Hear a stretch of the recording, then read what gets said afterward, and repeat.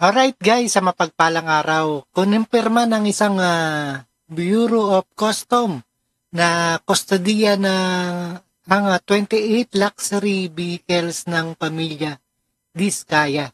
Ito ay sa ngayon nasa proseso ng BOC or para sa selling document para sa verification information records and assessment sa duties and taxes ng mga sakyang ito.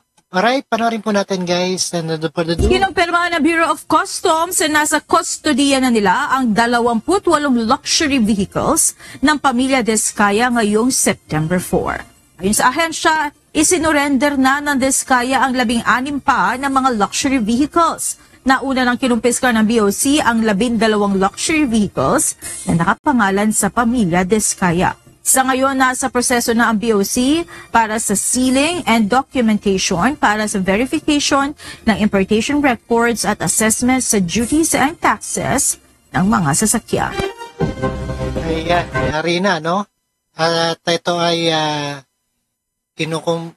kukumpiskahin ng mga BOC.